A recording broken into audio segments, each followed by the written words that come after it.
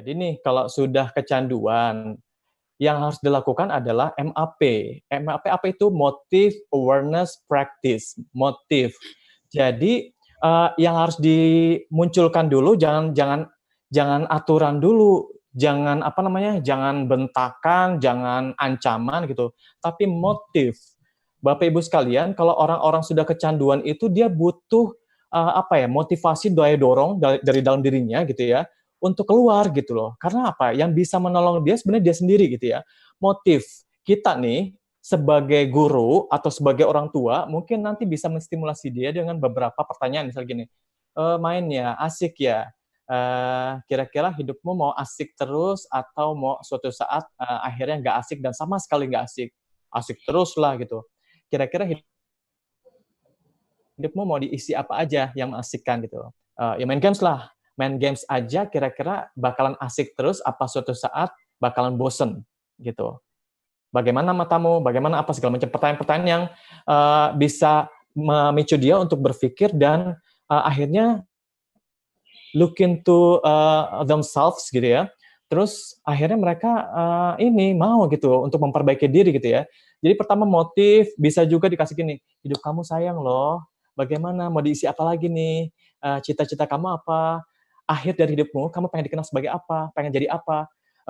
Oh gamers gitu, kita lihat di Google ya gamers ya, usianya berapa lama menjadi gamers, kalau nggak salah 26 tahun ya Kang ya, 26 27. tahun itu Ya. 27 udah pada pensiun. Bayangin di usia produktif 27 tahun, para gamers itu udah pada pensiun. Kenapa? Tidak secepat anak-anak gitu mainnya gitu ya.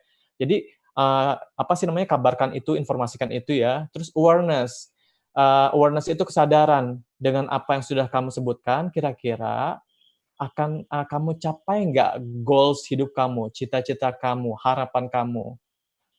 Misalnya, nggak tahu, oke, kalau nggak tahu, mau nggak ibu guru, bapak guru kasih tahu? Emang apaan sih? Nah, mau dulu nggak? Kalau mau, stop gamenya, ayo kita ngomong gitu ya. Jadi bangun awareness-nya, karena awareness itu sekali lagi itu yang menopang dia untuk menjalani yang namanya practice. Practice itu perubahan perilaku, modifikasi perilaku kalau dalam psikologi.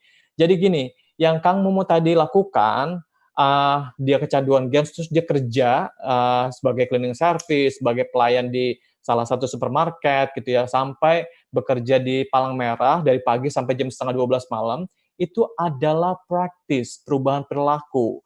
Jadi anak-anak yang kecanduan itu, misalnya ini handphonenya ini bahkan kalau misalnya saya apa namanya lagi nanganin anak kecanduan,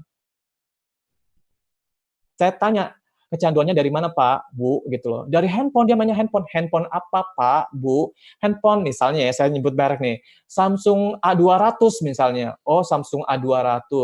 Boleh nggak Samsung A200-nya kita ambil dulu, kita jual, gitu ya. Kenapa? Bapak Ibu sekalian, kan saya bilang kecanduan itu kayak pilek gitu ya, kambuh-kambuhan terus.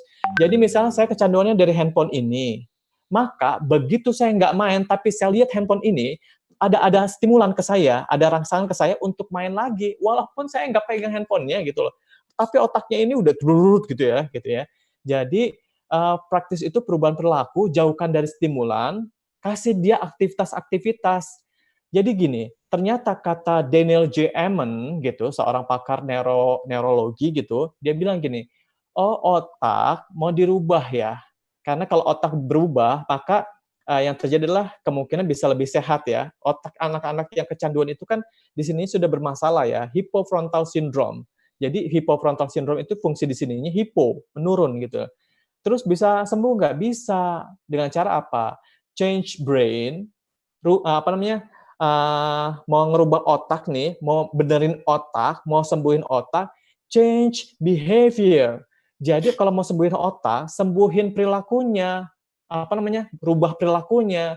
Ternyata begitu tadi Kang Momo apa namanya?